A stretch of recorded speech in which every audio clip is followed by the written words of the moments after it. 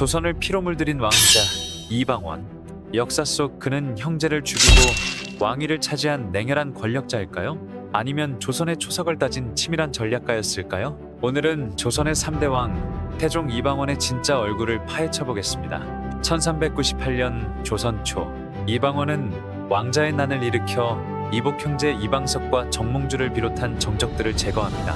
당시 조선을 사실상 장악하고 있던 정도전 세력은 요동 정벌과 왕권 약화를 꾀했지만 이방원은 현실 정치의 중심에서 철저히 실리를 따졌습니다. 그는 생각했습니다. 지금은 유교 이상이 아니라 현실 정치와 권력 안정을 우선해야 할 때다. 그 후에도 이방원은 또 한 번의 피바람, 제2차 왕자의 난을 일으켜 형 이방간을 제거합니다. 이방간은 제1차 왕자의 난 이후에도 끈질기게 권력을 탐하며 군권을 장악해 스스로의 입지를 키워나가고 있었습니다. 이방원은 그 움직임을 간파했고 먼저 칼을 빼들었죠. 1400년 이방간은 반란을 일으키고 수도 한양은 일촉즉발의 위기에 놓입니다. 하지만 이방원은 정광석화처럼 반란을 진압하고 이방간을 유배시킨 후 귀향을 보냅니다. 이 사건 이후 조선 조정엔 이방원을 견제할 세력이 사실상 사라졌고 그는 명실상부한 권력의 중심으로 떠오릅니다.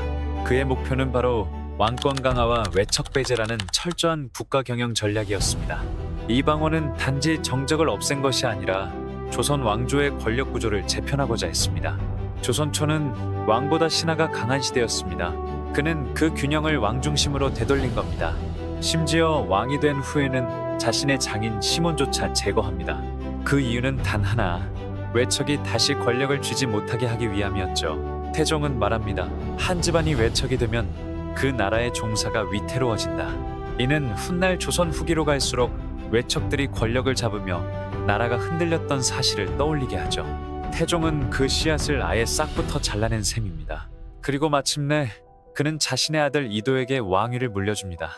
이도, 훗날의 세종대왕은 왕위에 오르기 전부터 학문과 정치를 겸비한 인물로 평가받았지만 그가 제대로 된 정치 기반 위에서 개혁을 펼칠 수 있었던 이유는 바로 아버지 태종이 권력 구조를 완벽히 정비해줬기 때문입니다. 대대적인 토지 조사와 양전사업, 사병혁파, 중앙집권체제 확립, 의정부 중심의 행정체제 정비, 호패법 도입과 인구 관리 강화, 이 모든 것은 세종의 르네상스를 준비한 기틀이었습니다.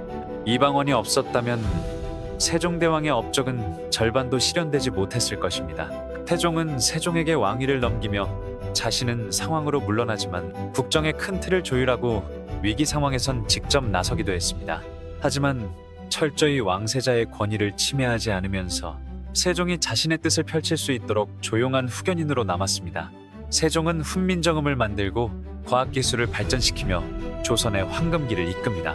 그 기반은 결코 하루아침에 만들어진 것이 아니었습니다. 그가 무언가를 이루는 왕이 될 수 있었던 것은 그 앞에 길을 다듬은 왕 이방원이 있었기 때문입니다. 물론 피로 쟁취한 권력에는 어두운 그림자도 있었습니다. 형제를 제거한 죄책감, 피로 세운 왕권의 무게. 그는 끝내 생전에 내가 과연 옳은 길을 걸은 것인가를 되묻기도 했습니다. 과연 이방원은 단지 냉혹한 권력자였을까요? 아니면 조선의 체제를 다듬고 세종의 태평성대를 준비한 전략적 통치자였을까요? 여러분은 어떻게 생각하시나요? 역사는 기록된 그대로 보이지만 그 이면에는 항상 또 다른 진실이 숨겨져 있습니다.